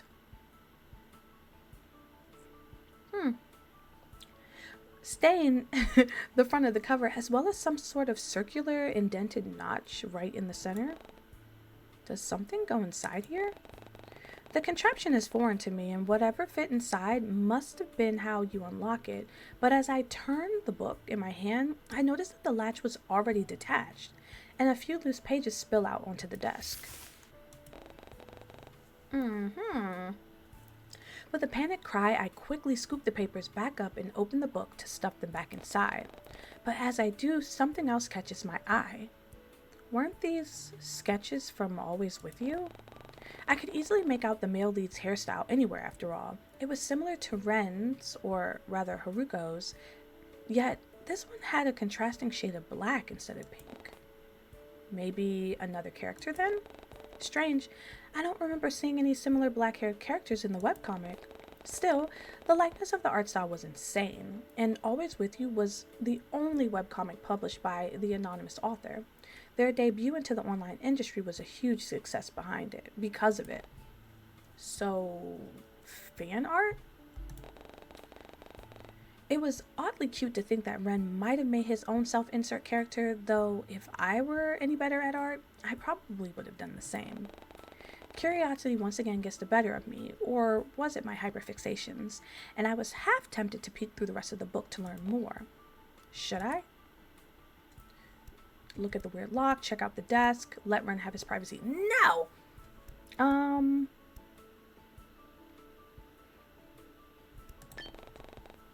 gonna look at the lock. Glancing at the book still in my hands, I check out the lock once more. Yet, no matter how many times I turn and angle the book differently, I still can't figure out how the mechanism works. It didn't look like a normal key would fit in it, and I didn't see any space to insert one in the first place. All it had was a small indent in the center and room underneath to insert the latch, but upon further inspection, wouldn't a ring fit in here? Because he had one on his hand and one around his neck. It had just enough space for one, and it definitely fit the circular shape, though I don't think I've ever heard of a lock that could be opened with a ring. Maybe I should invest in one for my own apartment. Figuring it isn't my place to snoop any further, I tear my eyes away from the front cover and close the book. When I do, I make sure to shut the latch properly this time and place it back on the table, but as I do so, I accidentally knock over one of the ink bottles, which stains the desk a deep shade of black. Oh my god. Oh crap. Girl, if you gonna snoop, then be good at it. I frantically skitter about to look for some paper towels and eventually settle on some toilet paper from Ren's bathroom. By some miracle, it easily lifts the mark from the desk, though it only seems to transfer into my skin instead. Great. Just when I thought it couldn't get any worse. Girl, just go hop in that shower. Oh, never mind. I thought I hopped in the shower. It takes a solid minute or two of scrubbing until I'm satisfied, and once I'm sure no stains are left on the table, I haphazardly throw the paper onto the trash or into the trash can and wash my hands into the kitchen sink. This day is long. I feel like I've been reading and I haven't gotten that many options to like choose things. This is just a long day. Like I would have liked more choices, I think, today, with considering like how long it is. That alone takes another 5 minutes of scrubbing and rinsing, but I somehow managed to lift all the ink from my skin and wash it down the drain. After all this, I definitely learned my lesson to not snoop ever again. With an embarrassed sigh, I plopped myself on the couch and let out a groan. A small part of me knew Ren wouldn't get upset over something so small, but still, I didn't want him to know that I was snooping through his things, much less trying to learn about his personal hobbies and interests. The queasy feeling in the pit of my stomach only seems to worsen at that, and I contemplate running away from such a confronting scene and lock myself at home for the rest of my life. I need water. Like I'm just reading. Forget my phone. I could always buy a new one. I'm sure I still had a spare one still lying around in a box collecting dust somewhere. Sure, the screen was cracked, but it'd still get the job done. Still, I couldn't help but feel like I was making a mountain out of a molehill, and there was the looming threat of a potential stalker waiting for me to come home. Maybe it was best if I stayed here after all. With that thought in mind, I settled further into Ren's plush couch and anxiously await his return. I can hear the faint ticking of a clock from somewhere in this endless maze of an apartment, alongside the occasional humming of the central heater he turned on before he left. So he finally figured out how it worked. Aside from that, the silence is almost deafening, and I have half a mind to reach for the remote and turn on the television. Surely it wouldn't hurt. I mean, Ren did say I could make myself at home. You know, potential snooping aside. Perhaps it was to get rid of the guilty feeling forming in my stomach, but I quickly find myself shaking my head to dismiss those thoughts, and reaching for the remote on the table. Flicking through the channels, I land on one in particular, and although the signal was weak, I could discern the picture of some news reporter in a blazer that looked far too flimsy to keep her warm. She's droning on about the local happenings in Cortland Bay before a familiar backdrop comes on the screen and captures my full attention. Oh? It looked like the upscale restaurant where Conan and my other co-workers held their welcoming party, or my welcoming party. Everything still looks the same, except the main thing that holds my interest are the two people sitting in a quiet corner of the room. Oh, was that Eleanor and Kiara? They seemed to be enjoying each other's company, given how they both were smiling and laughing at each other's jokes. Today's outing aside, it was sure good to see Eleanor having fun outside of our workplace. I hardly ever see her outside of the library, so it was nice to know that she was enjoying herself. The news reporter soon returns and continues on about some planned renovations happening at that restaurant, right before it switches to a pre-recorded broadcast about a recent murder in the city. The mere mention of new salvage had me curling in disgust, and I had half a mind to change the channel or turn the TV off altogether. Seeing all of this recent talk of gore and murder on TV, it makes me feel... I enjoy seeing it? Okay, you sicko. I don't. What the heck? 'Cause you next. Thinking about all of this gory violence and death, it makes me feel uneasy. In fact, it was one of the reasons why I left the city in the first place prior to moving to Cortland Bay. I had always been surrounded by petty crime, selfish losers who called themselves my friends, and even the stench of death. Moving here had been a good decision at the start, but now I'm not so sure. Everyone would always say that nothing bad ever happens in the Bay, but after recent events, it was slowly becoming untrue. I suppose it wasn't all bad. I have supportive friends now, an amazing boss, and a coworker, and a timid library patron who goes to great lengths to keep me safe. Man, I guess I never truly appreciated Ren's thoughtfulness. Until this moment. He's done so much for me these past few days, and not once has he asked for anything in return. And as if manifesting him with my thoughts, I hear the telltale sounds of the front door unlocking before Ren shuffles inside and flicks on all the lights. Like, I'm still not asleep. Dang. I think I'm ready for day 4 to end. I think that's how I feel right now. I'm ready for day 4 to end. It's dragging. It's dragging.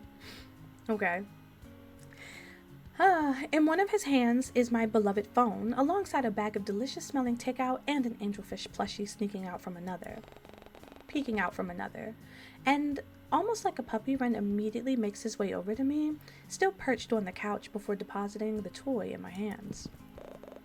Angel, were you sitting in here without any lights? Sorry, I should have turned them on before I left. But, I brought some food with me. I figured you might be hungry. I don't really have much food in the pantry right now. Oh, that's fine. Thanks for being so considerate. Yeah, I mean, no problem. It's nothing. Let me get some plates, and we can eat then. Ren lifts himself from the back of the sofa. He makes sure to hand my cell phone back to me as well before heading off towards the kitchen. Now reunited with my beloved phone once more, I unlock it and check for any notifications. One update in particular lets me know that the security camera I ordered had been successfully delivered, and that alone makes me feel safe enough to return to my apartment. Should I change my mind about staying here? With a satisfied hum, I quickly pocket my phone, lest I lose it again, and follow Ren into the kitchen. As I watch, he turns on all the lights in there as well before he places the takeout on the countertop, and stops to sniff the air. Uh-oh. What's that smell? Oh crap, I almost forgot about the ink I hastily threw away in the trash. In retrospect, I probably should have flushed it down the toilet or something instead. Oh, about that,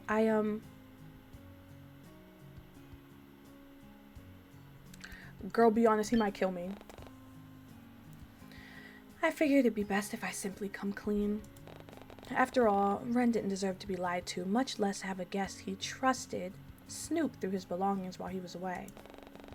Man, if only I could say the same thing about my stalker. Before I can dwell on it any further, Ren's worried look pulls me from my thoughts and back to the present. Well, here goes nothing. I accidentally spilled some of your ink earlier. You what?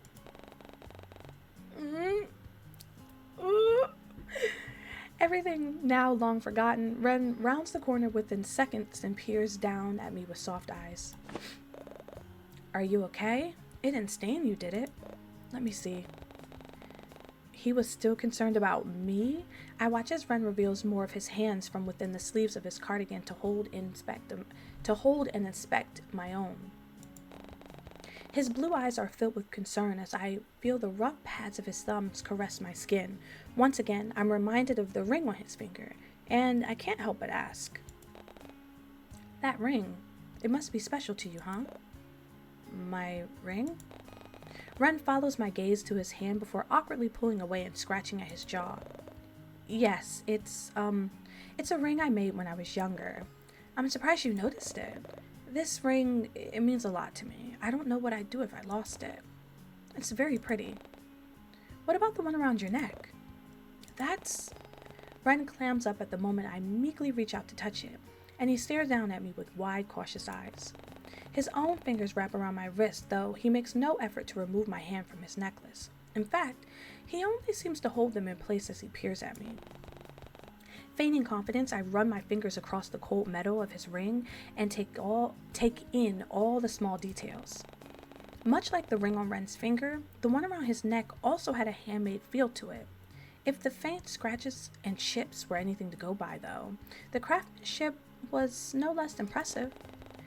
There also seems to be some kind of inscription inside the ring, but it was difficult for me to read due to the glare coming from the kitchen light. Part of me wants to pull it closer to get a better view, though I doubt it'd be a good idea to yank Ren down by his necklace, especially considering how he was already hunching over enough as is. Still, I couldn't stop my budding curiosity from putting one of my fingers inside the ring to see if it fit. And almost immediately, Ren stumbles forward as his fingers gently squeeze my wrist. Do you want to try it on? Why are there so many storms? You guys remember, it was like Ed, Ed and Eddie, and it was like a summer episode, and Double D was always saying, "Summer rains, you can never predict them," and it always rained. I think I quote that multiple times. Ow! Ow!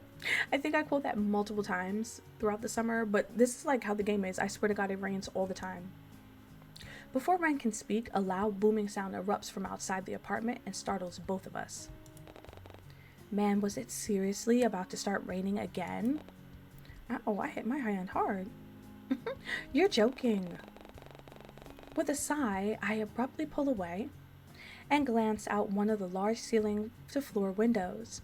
Dark clouds were rolling in from the distance, though there weren't any telltale signs of rain yet. Though the ominous black smoke was new. I didn't know the condensation got this bad. We weren't even that high up for fog to appear. Was this some kind of sign? Still, it wouldn't do to be stuck waiting out yet another storm again, so I glance in Ren's direction and offer a sympathetic smile. Maybe I should head home before it starts raining. Girl, go home. Just go home. Go home. Because he's not going to let me sleep with him, so whatever. And by just full disclosure, sleeping with him, when I slept over the night before, I jokingly asked to sleep in his bed, and he said, no. So, if we're not going to share the bed, then I'm going to go home. Yeah, it's probably best for me to go home before the storm gets any worse. I still had to go back to work tomorrow anyway. Thanks for today, but I should probably start heading back now. Oh, it's really no problem. Here, why don't you put your food in another bag and drop you off? Why don't I put your food in another bag and drop you off? Are you sure? I don't want to be a bother. You'd never be a bother to me. Tapping the table, Ren pushes himself up and sets off to find something to put my takeout in. What did I do to deserve someone as kind as Ren? With a smile of my own, I get up from the stool and slowly make my way towards the entrance once more, but not before throwing Ren one final compliment. It's great that I can rely on you for anything.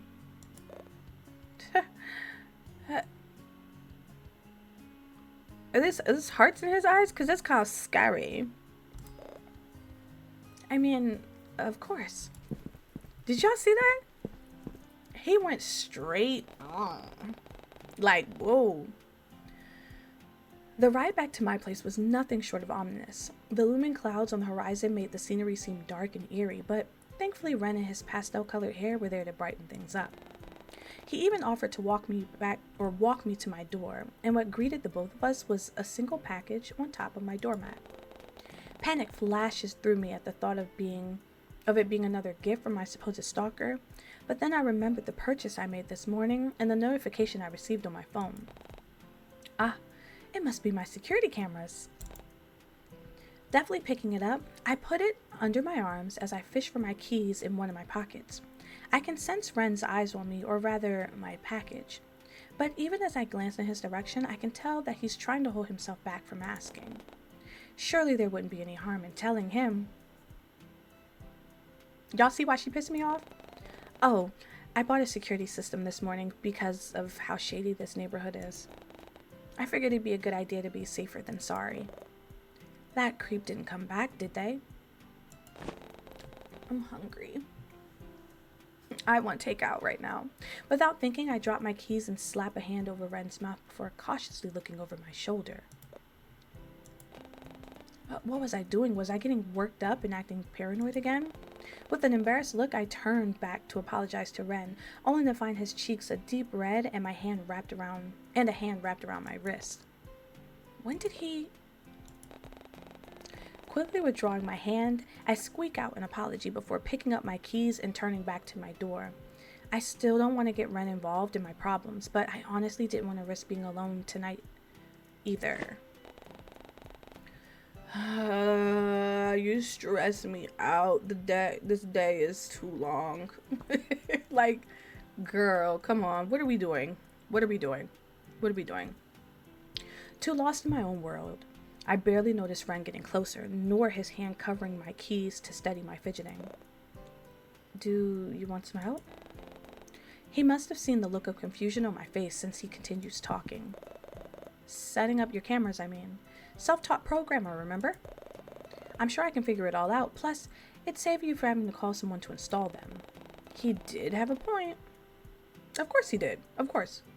I'd honestly feel safer if I wasn't alone tonight. Still, I've been spending so much time with Ren lately, and I didn't want him to get fed up with me in my presence. Would it be a good idea? Just let him in. Girl, come on. It don't even matter, because you don't care, I don't care. You don't care and I don't care. Whatever, let him spend the night. Maybe it'd be a good idea after all, because you sitting here talking about, I don't want to be alone. Then let him stay the night. Would you mind? I probably look pathetic with how I barely make any eye contact, instead choosing to stare at my door rather than Ren. But he doesn't seem to mind, or perhaps he simply chooses not to comment on it. I'd be happy to, Angel. With a smile, I open the door and let Ren inside. You know, I think we have the same mirror. Oh? Putting the small talk aside for a moment, I usher the pink-haired person into my living room and situate ourselves on the couch. Ren wastes no time in opening my package, placing all the bits and pieces on the table and setting off to work, though every so often he sneaks a peek in my direction whenever he thinks I'm not looking. Did he want something? Raising a brow, I send him a silent question. I don't mean to pry into your personal life, but, you're always welcome to stay at my apartment. I mean, you've already stayed the night at my place, so it wouldn't be a bother if you wanted to come over again. No, because, you left me in that cold guest room by myself. Like, what? I honestly sleep better at night knowing you're safe. And I always carry a spare keycard with me anyway. If you'd like, you can hold on to it in case something... I appreciate the offer, Ren, but I can't accept that. It's fine. Besides, you said yourself that living here can get overwhelming. If this can help you in any way... I don't know.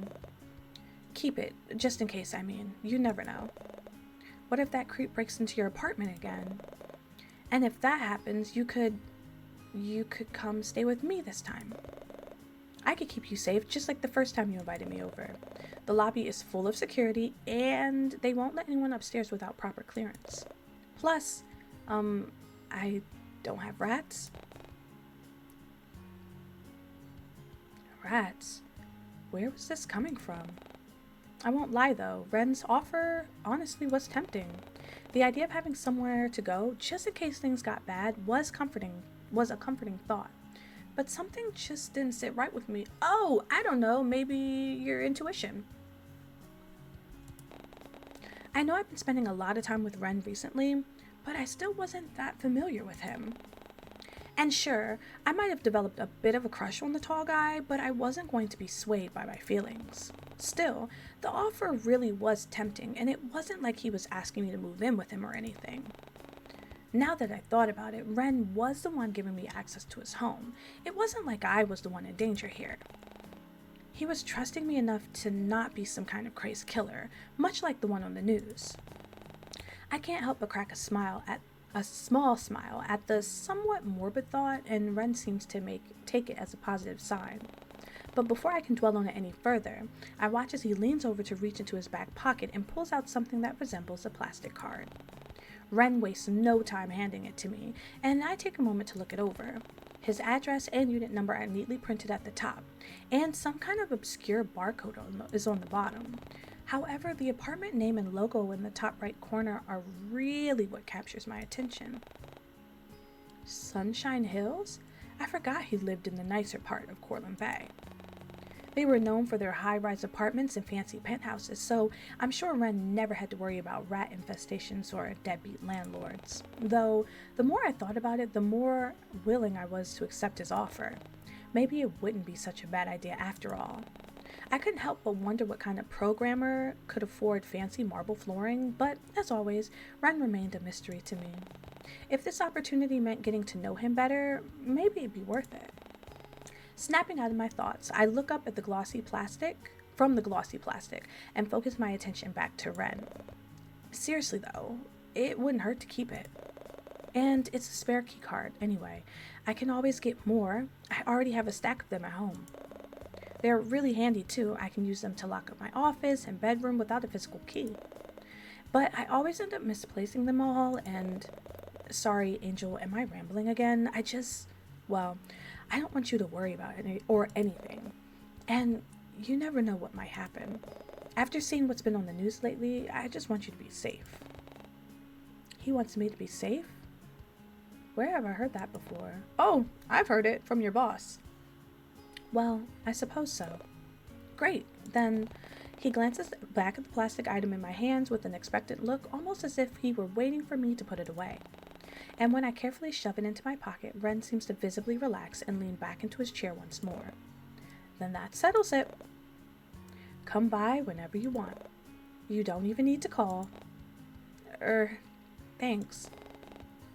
I still think I'll call him in advance, or even shoot a text. As lovely as Ren's welcoming hospitality was, I wouldn't want to disrupt or intrude or anything.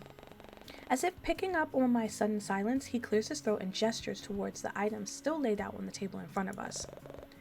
Anyway, I should finish setting up your cameras. Oh, yeah, you're right. He goes quiet after that. Picking up the manual, Ren tries to busy himself with learning how to connect the cameras to my Wi-Fi, before tossing it aside and doing it his own way. Deciding not to get in the way, I curl up on the couch with my food and simply observe him. I won't lie, watching Ren's hands deftly connect cables and unscrew plates was kind of attractive, but I wasn't about to say anything. And soon enough, the events of the evening slowly draw out as I start to feel telltale signs of weariness take hold of me. Girl, finally, like, damn, this. I'ma just finish. I try my best to muffle my yawn before I glance up at the clock on my wall to read the time. Just past midnight. Dang, I didn't realize we'd been at it for this long. Tired? Ren's voice startles me, and I glance back to see what he had already put down. That he had already put down the cameras and was reclining in his seat to fully look at me. Kinda. It's been a long day. You think? You can head to bed if you want. I'll set this all up and lock up once I'm done. You're still going to go home after this? You want me to stay? Did I? Strange. Perhaps it was because we've been spending so much time together, but I'd somehow grown fond of Ren's presence. It was comforting to have him near, though I wasn't about to tell him that, so with an affirmative nod, I make the decision. Yeah, I do. Oh. Ren's grin practically reaches his ear as he laughs to himself. Okay, sure, no problem. I can't help but playfully roll my eyes at his enthusiasm.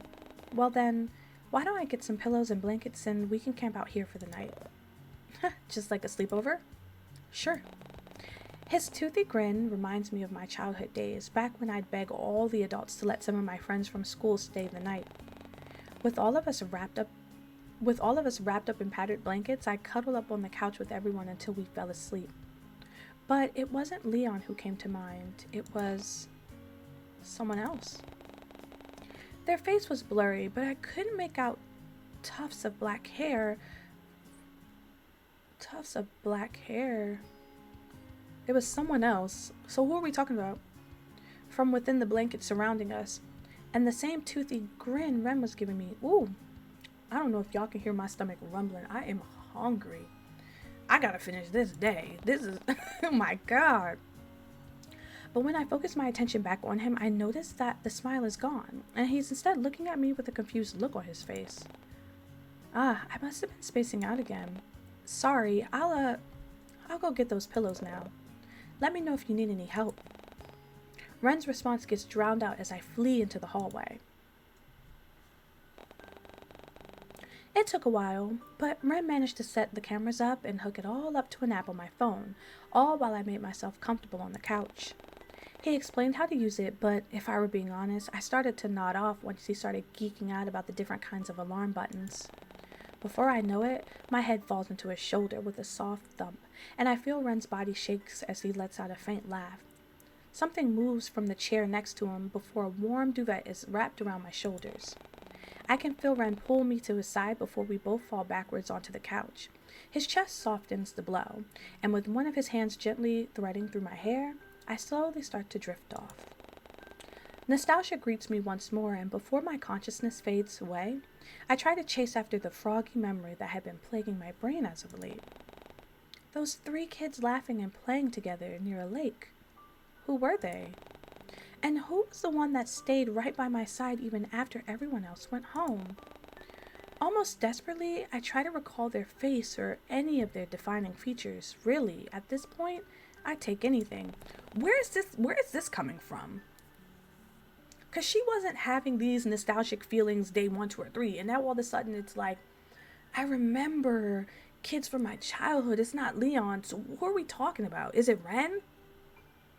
Y'all, I'm not gonna lie. If it's Ren from like childhood, that's kind of crazy. Like you've been obsessed with me since then. That's a bit much. But it's all for naught when I feel Ren's lips fall to the crown of my head to place a chaste kiss. Sleep well, Angel. With his comforting voice in my mind, I slowly start to slip away. Woo! And that, my friends, was day 4. That was the longest day. Oh my God, let me go ahead and save this one. What in the world? All right, y'all. We made it to day 5, finally. Oh my God. My only critique, because I am enjoying the story, I am enjoying the plot. My only critique, the day was so long and it wasn't that many choices. And it's like, at that point, it got to a point where I'm just reading, and you start to lose me a little bit. That's my only critique. I love the story. I just want more choices, I think. Not I think, I know. I want more choices. But if you stuck out and stuck with me through that video, through my mistakes, through me getting tired, I was getting fatigued, y'all. I'm hungry. There's a lot going on. But me aside, okay, me aside, my girl Angel, you gotta wake up, sweetie. You gotta wake up. Because it's so much going on. Now she's having like these nostalgic thoughts. She's trying to figure out people from her past. She here, she there, she everywhere. She don't want Ren, she do want Ren. Girl, make up your mind. Okay? And I would make up your mind for you if I was given the option to. But anyway, if you guys like the video, you already know what to do. Go ahead and like and subscribe. Okay? Your girl is tired. I'm bowing out. I will see you guys in the next video. Bye.